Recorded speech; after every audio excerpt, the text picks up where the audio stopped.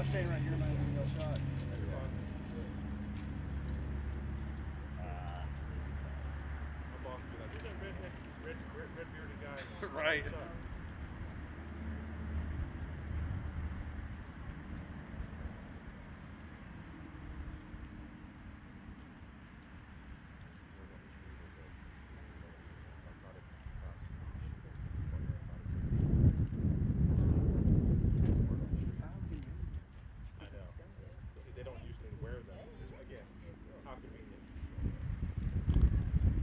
That does raise some questions. Exactly. So it's going to be, he said. Yes, I'm trying to hold a smart person. Stuff. Hey, nice to meet you in person. Yes, hey.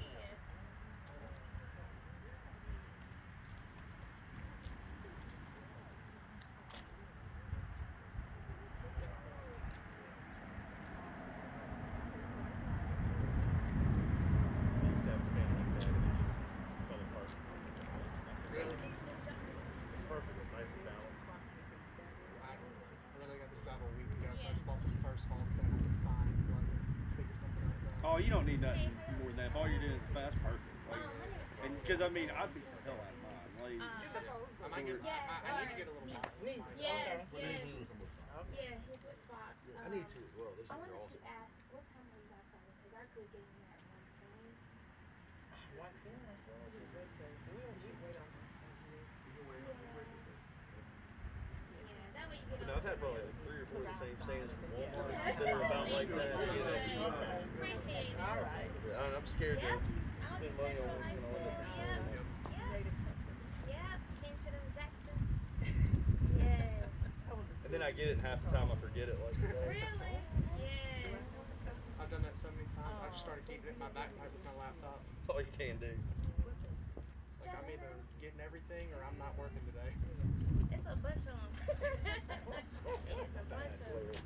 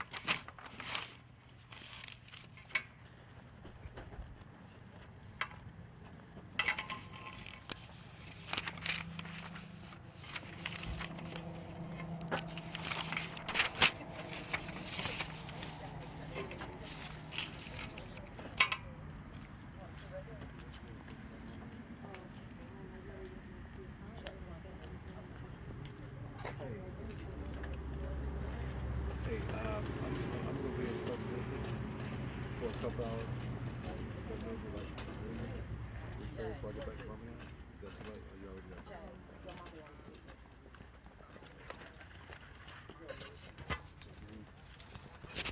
Yeah.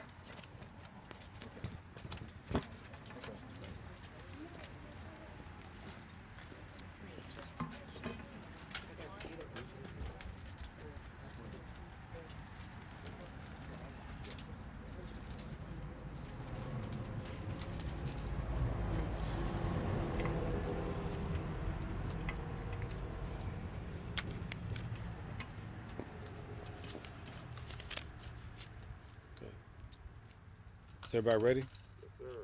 Okay, all right. Good afternoon.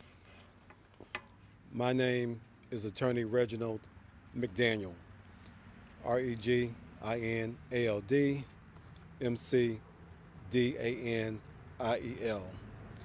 and I practice law in the city of Birmingham. We're here today to talk about the tragic shooting death of young Tristan Clark, who was just 24 years of age when he was gunned down by Tuscaloosa police on December 20th, 2023, just a little over a week ago. Now, first of all, I want to introduce some people to you. I have my legal team here today, which consists of Attorney Rodney Davis from Birmingham and Attorney Wandalyn Gavan, also of Birmingham. We also have representatives from some organizations, in particular Lisa Young, president of the local NAACP, who's been a tremendous help to us during this process. And also, I believe she's going to speak on behalf of the SCLC as well. We want to acknowledge and thank Bishop Evans for allowing us to use his facility today. And there's a reason we chose to come here to have this news conference about the shooting death of Tristan Clark. Now, we also have members of Tristan's family here, and we're going to allow them to say what they need to say under these circumstances. And you can see them gathered back here, including his mother, Jacoya, his sister Megan, and other relatives back here. So they'll come up and express some words as well.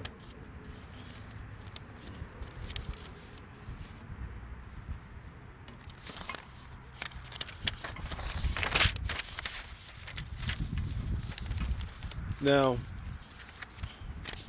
we know in these kind of cases that happen often, too often, involving police excessive force and killing of young black men, black people, black women in this country. And in this particular case, the spotlight is on Tuscaloosa County, because this is one of a couple incidents that happened last week. There's another incident where a young man named Mike Epps Jr. was also brutalized at the hands of local police. Now, Tristan Clark was a young man who was in the process of turning his life around. We know there have been media reports focusing on the negative or things in his past. But I present to you that what happened on December 20th, a little over a week ago, when he was killed by police, has nothing to do with anything that happened in Tristan's past. When the car he was riding in was stopped, he was not committing any type of criminal offense, and nothing will justify what happened to Tristan on December 20th of 2023. Now, this location here, this church, Greater Faith Church, is where Christian was coming weeks leading up into his death. This was his new home. He turned his life around, gave his life to God, participated in an altar call where this church accepted him as one of their own. And this was just a couple of weeks before he was gunned down. So it's appropriate for us to put him in the proper light, to show what kind of man he was and was trying to become before his life was taken unjustifiably. Now, Tristan was also a father of 3 kids, 3 young kids, I think 3, 4, and 3 months old, or 4 months old. Now, these young children now have to live their life without the benefit of their father. They may be too young to realize everything that's going on now, but as they grow older, they will have questions about who their daddy was.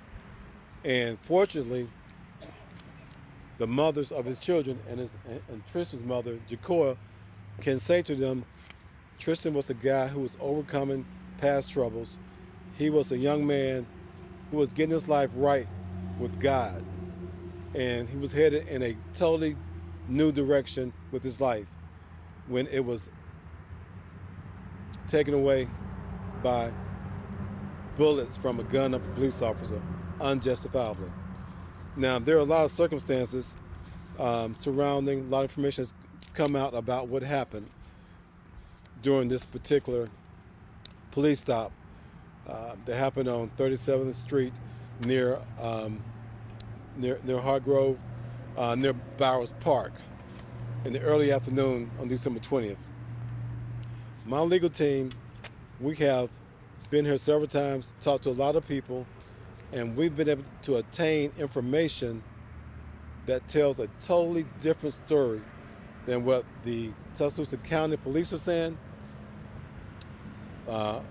Sheriff's Office, statements they put out are not what people are telling us, even some that were there, that witnessed what happened. So the narrative has to be, why? I mean, too often in these cases, there's always questions directed at the victim. Well, he had a gun on him. He shouldn't have been carrying a gun. He didn't comply with police officers. There may have been a scuffle. But based on information we have obtained in our investigation, none of that was true. Now, the better question for you as media and this community, Tuscaloosa community, and the country is why? Why does this keep happening to young black men and black people in general? You know, stop asking questions that justify these killings and ask yourself, why does this keep happening? No, our information, based on what we've been told, tells a different story. And that story is that young Tristan was complying. He may have been targeted by this particular deputy from prior run-ins or who may have known him. This is information we're hearing, we're gathering, but we want to make it clear that the witnesses we've talked to have confirmed that Tristan was not resisting. He did not get into a scuffle with the deputy. He did not reach for his weapon, and he was not given a chance to even barely give his name, if that, before those fatal shots entered his body from the gun of that deputy. We know that Tristan was a passenger in the back of the car along with 2 other individuals. Now, you may have seen statements from those individuals which speak for themselves, but they are the only witnesses outside of the police department that we know has a tendency not to tell the truth in these kind of police killings. They want to change the facts, lie about what happened to justify their behavior. But my legal team, Attorney Gavan, Attorney Davis, we are committed to finding the truth and ending this type of unjustifiable actions to injure and kill young black men without cause. Tristan, if I have anything to do with it, will be the last one in Tuscaloosa County to suffer from this type of fate. There's no justification for it. Don't ask why, but ask why this keeps happening. So, with that said, I want to assure you that we're going to continue to investigate, to talk to people, and get to the bottom of this, and get to the truth. So Tristan's soul can rest in peace. His family can get some justification, some relief. Nothing would ever bring Tristan back.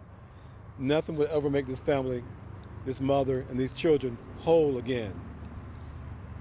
There's a void that can't be filled because Tristan is no longer here. But the good thing about Tristan is he did turn his life over to the Lord and was actively going to church and encouraging his family to go to church when this untimely killing occurred just over a week ago. Now, we've also sent notices of representation, preservation of evidence, letters to county and city officials.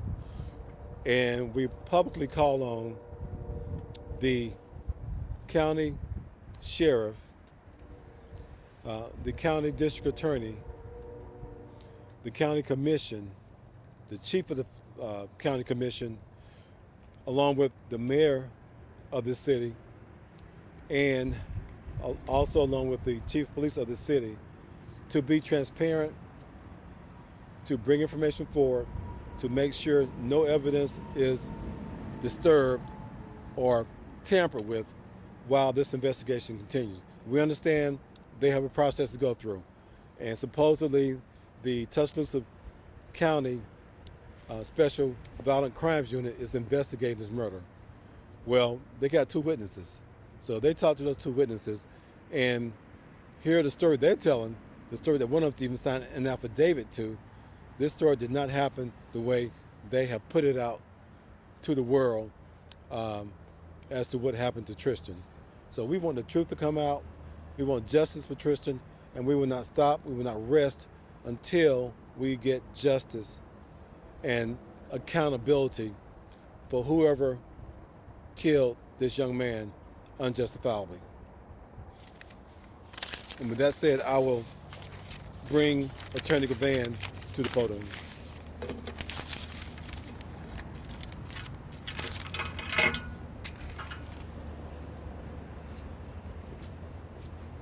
Thank you, Attorney McDaniels.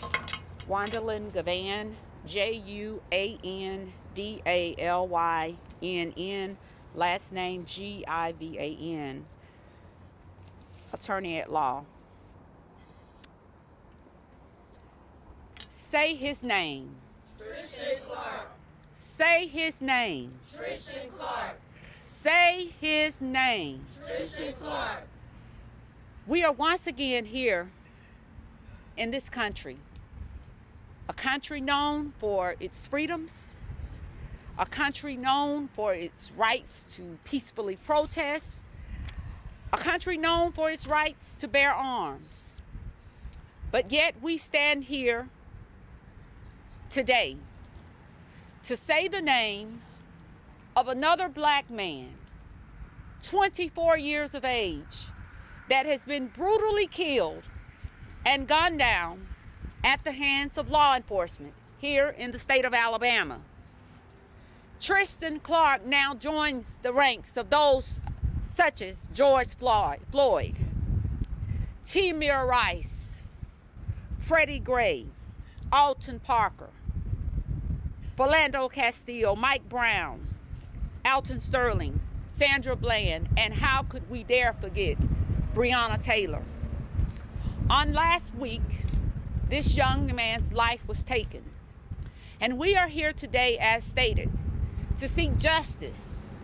Justice for Tristan Clark. We are here to seek justice for a young man who was shot over 4 times by an officer whose name has yet to been called to the public. Names of an officer whose name is yet to be released to the media, to the press. Yet we're here again seeking justice for a young man who was killed by this officer who now remains nameless, and that name has not even been released to his family, his grieving family. Sits behind me is a mother, a grieving mother, a sister, a grandmother. As stated, this was a young man who was a father of 3 young children who will now have to grow up fatherless. We are demanding all records be turned over, as Attorney McDaniel stated. The question of whether or not there was body cam. If there was not body cam, the question needs to be asked, why? Why are some officers or some divisions held to a standard that others are not held to? We are requesting all preservation, as stated, of evidence. But we're seeking justice. We refuse to be the family of Juwan Dallas in Mobile, or Stephen Perkins in Decatur, just a stone's throw away from here. We want justice in the name of this young man. We want to know why he was targeted. And we're going to begin to use these words. We want to know if there was a relationship between he and the officer involved. We want to know why he was shot in the back seat of a vehicle over 4 times. Those are the questions that the media needs to have asked and answered by the Tuscaloosa County Sheriff's Department, as well as the Tuscaloosa County Police Department. We're standing here today for a purpose that we should not be here for.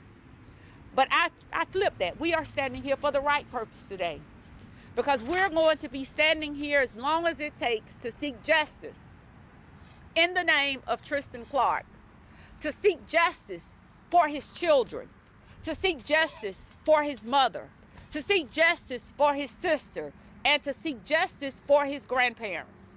We are here to stand before you today to say that Black lives matter. And we are a believer that all lives matter. But in this instance, this was another Black man, somebody's child that was killed. Again, I'm tired and sick and tired of having to say their names, to say another Black man's name here in this country, because they have been brutally gunned down or beaten, or their feet pressed upon their necks, or choked, or for whatever circumstances that arose that they were killed. Today we're here to say Tristan Clark's name, and to continue to say it until justice rings out and is served in this matter, and that these law enforcement officers are held accountable here in Tuscaloosa County. Thank you.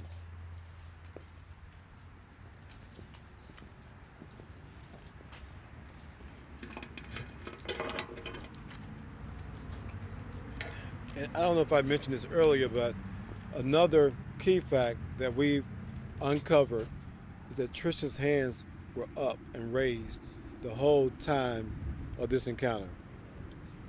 He didn't have time to react before the bullets were shot. His hands were up. And we've seen this similar hands being up by Black men who have been killed by police all over the country. Now Tristan is one of those who had his hands up when he was killed. So don't believe the stories that they're telling you about what happened. The people who saw what happened have told us that Tristan's hands were up. Now, Ms. Young from the NAACP.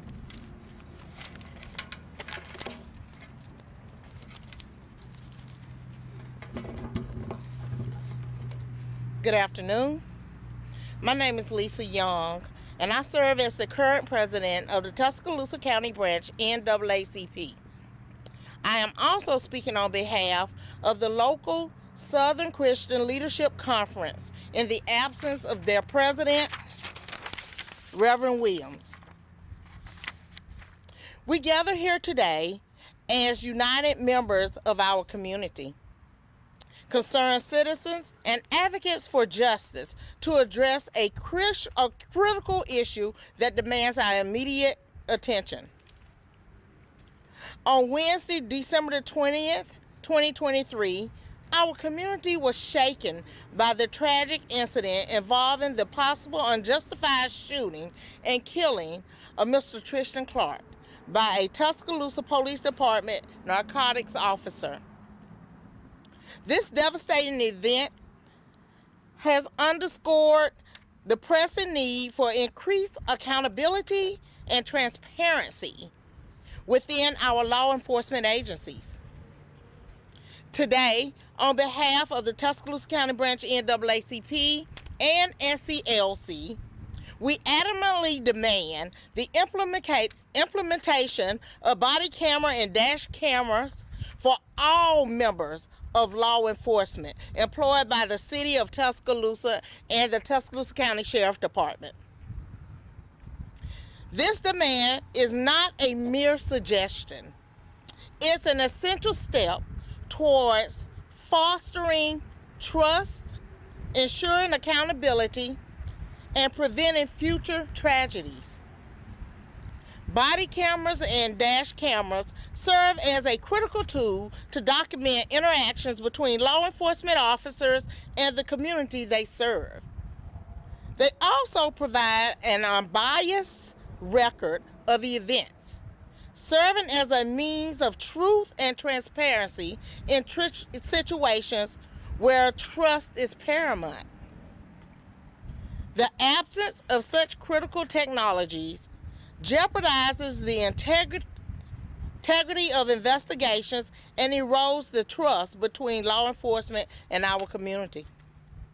We cannot allow uncertainty and doubt to persist when it comes to matters of justice and accountability. The implementation of body cameras and dash cameras is not merely a reaction to this tragic incident. It is a proactive measure to prevent future occurrences. It's an investment in the safety and well-being of both citizens and law enforcement agents alike. We call upon the City of Tuscaloosa and the Tuscaloosa County Sheriff Department to prioritize the swift implementation of these measures. This is not a question of convenience. It is a matter of necessity. Our community deserves transparency, accountability, and assurance that incidences like the one involving Mr. Tristan Clark will be thoroughly and justly investigated. As we move forward, let us stand united in our pursuit for justice, fairness, and a community where trust between law enforcement and citizens is fortified through transparency and accountability. Thank you.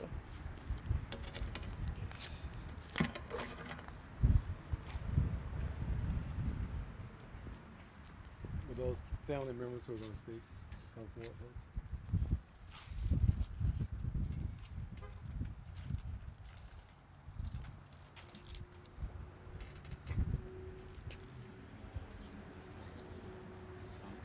Make sure you get your full name and spelling. My name is Jakaya Dixon, Jakiyyah, Dixon, Dixon.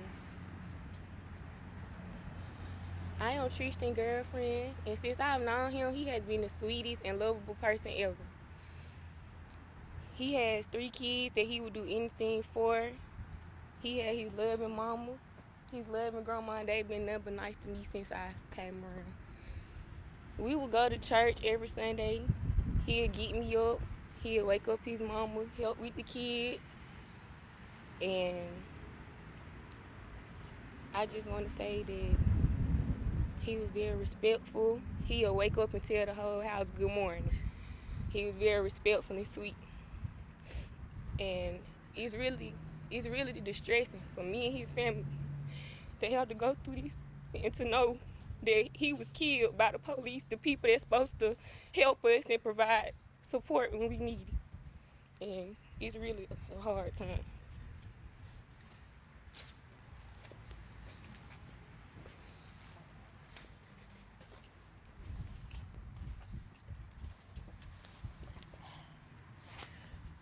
My name is Megan Clark, MEGANCLARK. I am Tristan's sister. I am the oldest out of 5. He's the oldest brother. But to him, he was my oldest brother. At least he thought. He's a gentle giant. He was always there to help me, protect me. Anytime I had to move, he's helping me move. Very strong, very sweet, loving, caring. As they mentioned, he left us 3 beautiful kids. I have a niece and 2 nephews. And just to know that they have to grow up without him is one of the hardest things that I have to deal with. All his kids look just like him, and just looking in their faces and having to see them and just see them smile and not understand what's going on, it hurts. To have to look at my mom and look at my family and to know they have to go through that. He didn't deserve that. He was a really sweet boy, and he was really trying to turn his life around, and they didn't give him the chance. They took him from me, his kids, my mom, his family, and now we have to live without him, and that's just not fair. Last time I came home, it was my mom's birthday. He spent the whole weekend with us, and we went bowling, and he can't bowl. I'm the better bowler, and we was just competing, and last thing I remember him just, I'm gonna get this strike. And of course I beat him, and it's just the smile. I just remember his smile and the laugh and his deep dimples with his chocolate skin. He's just so beautiful. And I never get the chance to see that again. I never get to hug him again. I never get to wish him another happy birthday. He turns 25 in February. And I just don't get to have any more memories with him. But I had 24 great years with him. And I have so many memories of him. And I'm going to make sure his kids know who he is through me. I am Tristan. I am Tristan Clark. I am his sister. And he will be remembered from here on out, to the world, to his kids, to my mom, to everyone. Justice for Tristan Clark.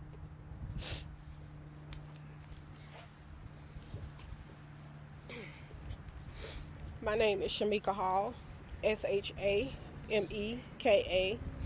Last name Hall, Hall. I am Tristan's family member.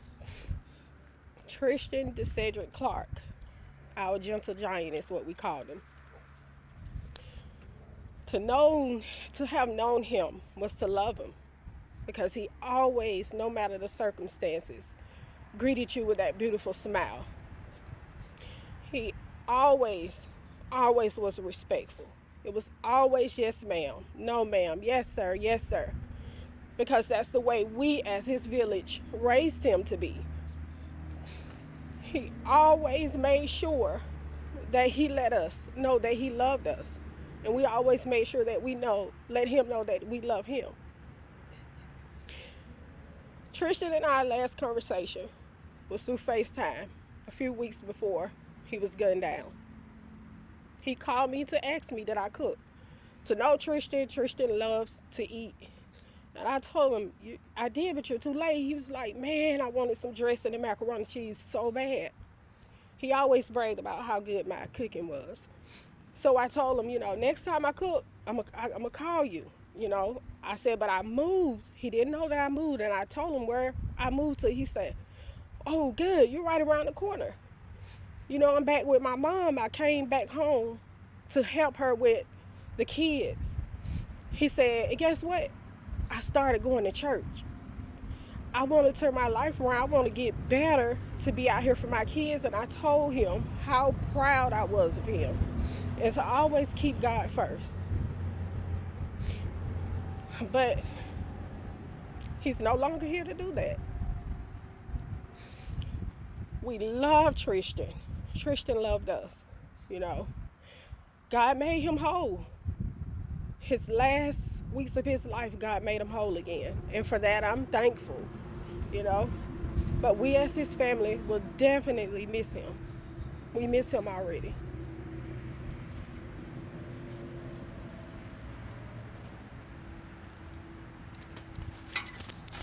Grace and peace to you all. I'm Shakira Poe, Chakira, Poe, Poe. I stand here today to help with the entire family, the entire Tristan D. Clark family, on the awareness of Tristan's life, not just his death.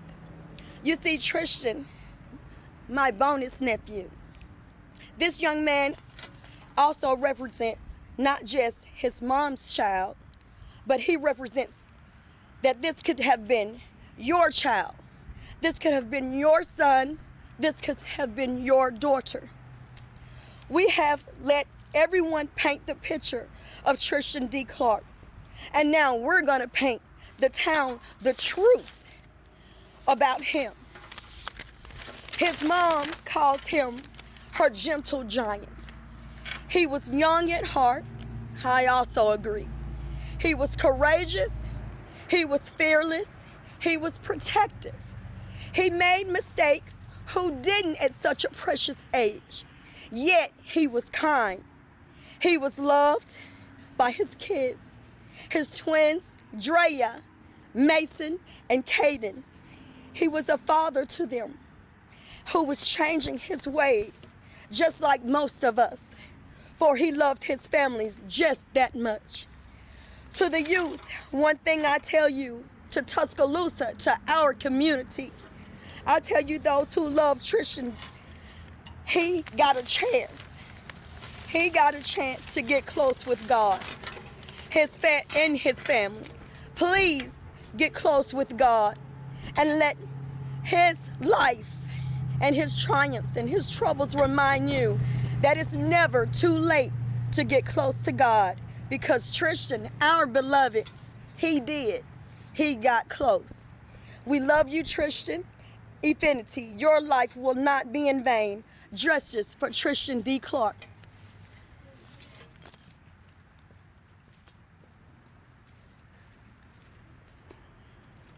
I'm Takethia Patton, Tekethia, Patton, Patton. I'm Tristan's oldest sister on his dad's side. There's 7 of us.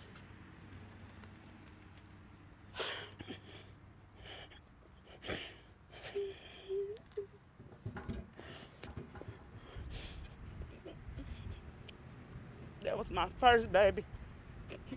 My first baby.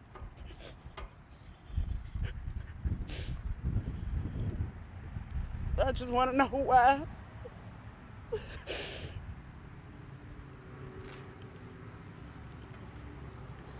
My arguing buddy. We argued a few months ago. And I didn't get a chance to apologize to him. He didn't apologize to me. But every day that I talked to him before that, he always say, "I love you, sis." And he knew I loved him too. We just want justice.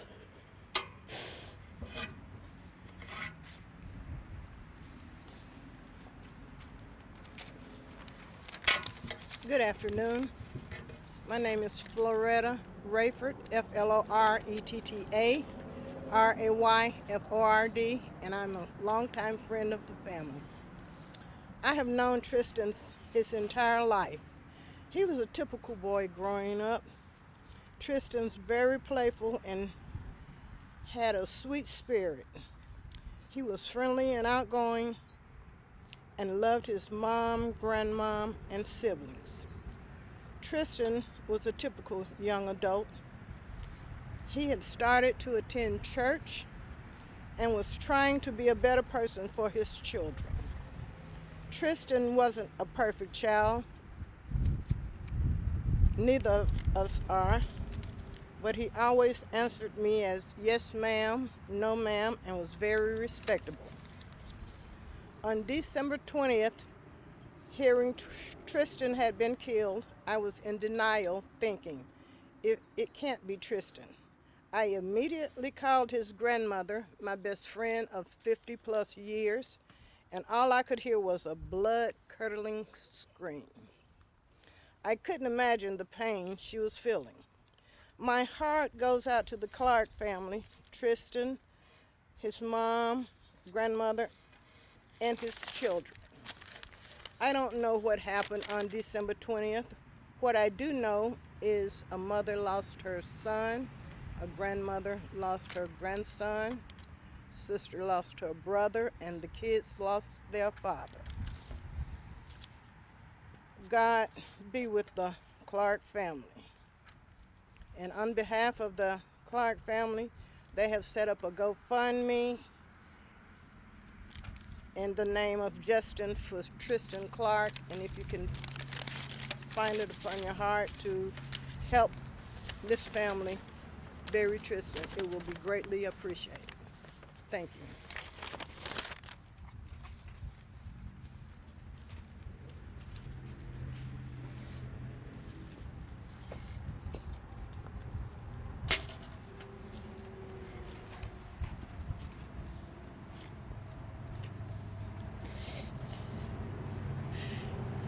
My name is Jacoya Clark.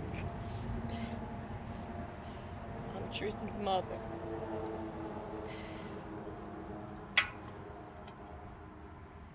That was my oldest son. My miracle baby. I would have never imagined on December the 20th to get the phone call that I received about my son, my gentle giant. So gentle, so loving and caring, and like they stated, a protector. He loved his family. He loved his children.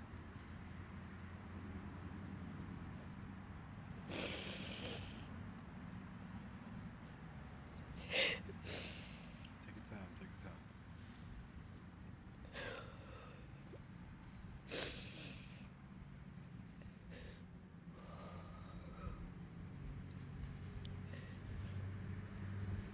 I want justice for my son.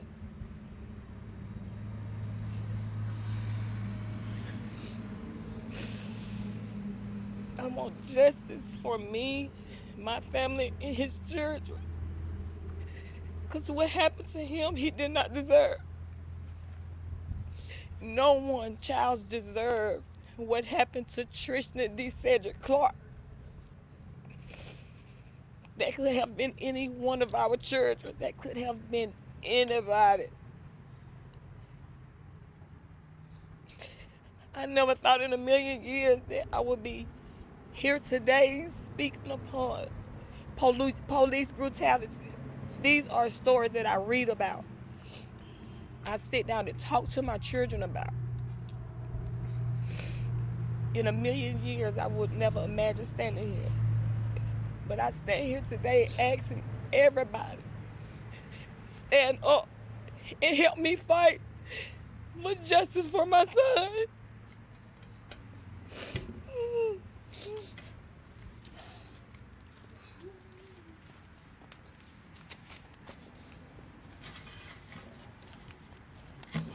We're going to close out with if there are any questions, we'll take a few questions. But this family is suffering, and we don't want to prolong that any longer than we have to. So are there any questions at this time? Do we know if there were any body cameras on the officers? Well, that's the question that They're also Tuscaloosa narcotics officers, correct? Correct. Correct. Yeah. Well, the Tuscaloosa County Special Violent Crimes Unit is investigating the case that occurred with the Tuscaloosa Police Department Narcotics Unit. And we're hearing conflicting stories. We have requested a meeting with these officials to get those answers. And whether or not there was body cam, we have witnesses. So you would think if there was body cam, they would be forthcoming. We're preparing a petition under Alabama legislation rules to demand body cam footage, myself along with Attorney Gavan. So that's something we're seeking through the proper channels, and we're demanding from those investigating this particular case. You spoke about conflicting stories. What have you heard from witnesses that perhaps differentiates from what the Sheriff's Office and police have released in statements? Well, the witnesses said Tristan never reached for his gun, never made a move toward the officer who came to Tristan's door, his window, with a gun pointed at Tristan's head. There was no time to react. There was no scuffle. There was no officer trying to take the gun from Tristan. Reports I read based on news media are just totally wrong from the people who actually were there and saw what happened. So that's a discrepancy. Somebody's not telling the truth. And we know the police are known to cover up and lie about these situations. So our witnesses say his hands were up. He was complying. He never had a chance to do anything before those 4 or 5 or 6 shots were fired into his body. You guys talk a lot about the information that you uncovered from other witnesses. The police say that Tristan had a gun and was trying to pull it and did not listen to the instructions of police. What did your witness say? Tell us. Sure. Again, the witnesses say he never pulled a gun, never made a move that was threatening. Didn't have time to comply because this officer started firing his weapon while Tristan's hands were up in the air. Who were the witnesses? Were people in the car? People in the car? Who were the examples? Well, the witnesses were the 2 individuals in the car with Tristan. Did Tristan in fact have a gun? Well, according to information, he may have had a gun in his waistband, but he never made a move with it. Now, the issue is whether he was posing a threat, not whether he had a gun. And he was not posing a threat, never touched his gun, and there was also a gun in the car in the seat between 2 other individuals. So that's not like the gun issue cloud what really happened, because Tristan never reached for his gun, didn't have an opportunity to before those shots were fired, killing him. You mentioned the possibility that the officer and Tristan might have known each other. Could you expound on that a little bit? Well, based on information we've talked to several people, Tristan did spend some time in the county, and some of these officers who worked in the county at the time are now on the narcotics force. So there's potential for some tie-in because of some of the issues that may have happened while he was in the county with some of these officers who now may be narcotics officers. So those are questions that we have for the DA, the county sheriff, and those officials to make sure they are aware and that they don't miss any piece of evidence in determining what happened to Tristan. But just so I'm clear, that possibility came from the witnesses that they mentioned that they might have known each other? Well, it came from people we talked to in our investigation. Can you kind of clear up in prior reporting there was talks about active warrants? Is that the case? At the time Tristan was arrested, he did not have an active warrant. That was another misinformation that was put out. Now, there was another incident that happened a month or so before those warrants have been taken care of. He had bonded out. So that was another misinformation put out by the police departments, law enforcement. And can you touch on what justice would look like for the family and y'all as y'all work to obtain it? Thank you. If you would just allow me just to expound upon one thing, though, because several questions have been hurled as it relates to whether he had a gun or whether he didn't. Whatever went on the 20th, it did not warrant him being shot over 4 times. It's our understanding that he was shot possibly 5 times. Whatever went on, he was a backseat passenger in this vehicle. So whatever the rumors are that are out there, wherever they're coming from, we're going to dispel those rumors now. Justice for us is this: if there was an officer involved shooting, if excessive force was used, we want those officers immediately held accountable under the law. We want them charged for the murder, because this is murder. Murder is the case of Tristan Clark. We want them immediately terminated from their position so they cannot do this again. It should not be where you are riding, in this case, riding while black. Tristan Clark was riding in a vehicle while black and killed by one police officer with another officer there in witness thereof. If he did have a gun, the question becomes, was it on his person when they removed him from the vehicle? It's our understanding that it was. So how could he have been reaching for it and putting any officer in a position of being in harm's way? Again, our understanding is that his hands were up. No differently from other black men that we've seen throughout this country. Hands up, don't shoot. Hands up, don't shoot. So there's no justification, but we want these police officers held accountable, just as they would hold any other individual accountable, me or you, if we were in a situation similar to this and we used excessive force or we fired unnecessary bullets into the heart, body, or anywhere on the person of another. We would all right now have been processed in the county jail. We would be awaiting prosecution, and that is what we want. As stated, we have a young man who left 3 children. This is the church where he was trying to change his life. Very unfortunate. What if there's nobody camera? Well, the question becomes, as I stated in my comments, why?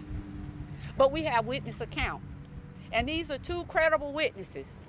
2 credible men that were in that vehicle who have no reason or need to lie as to what happened. So there were no independent witnesses outside the vehicle who can, also back up the statements with the other 2 people in the vehicle? I'm not sure. We have not delved that far, but I know as far as the witnesses account, surely the 2 witnesses that were in that vehicle will have more knowledge, because they were there. They would be there at the time that the stop ensued. They would know the conversations that were had when this vehicle was stopped, the officer involvement and engagement. The question becomes, how did this officer get to Tristan? And I simply state he was targeting Tristan. And we stand firmly by that position. And I may have mentioned this earlier, but another discrepancy, if you recall, when the story first broke, the initial story was it was a routine traffic stop. And then a couple of days later, it changed to a narcotics investigation. We've also obtained information that these officers saw the vehicle. It's not like they followed them and then stopped them. They were going in a different direction. And when they saw the car with Tristan in it, they did a quick, abrupt U-turn, almost running another young lady off the road, and pulled it behind them and then encountered them.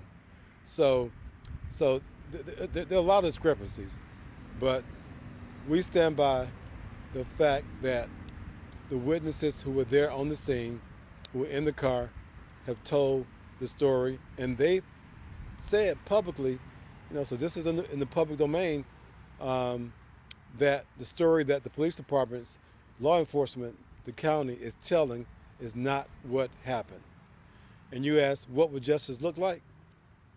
Justice will look like the investigators, the district attorney, the county, the city, taking accountability doing a thorough criminal investigation into these officers and charging them with the appropriate crime, whether it's murder or whatever, and forcing them to no longer be able to represent the shield under the false pretense that they're here to protect and serve. Justice will look like the family of Tristan Clark, his family, his children being fairly compensated for the loss that they can't recover, that they'll never see their son again. He'll never be able to play with his children, hug his mother, hug his sisters, interact with them. So there's a lot of accountability. There's a lot that justice will have to look like in order to make this right. Any other questions? Okay. Thank you guys again for coming. We appreciate your support. And if you have any questions later, you can contact myself, Reginald McDaniel. My office number is 205-433-6130. And as we close out again, thank you all for coming. Attorney McDaniels and I are of the position that we are going to stand firmly by this family. And I just want you to also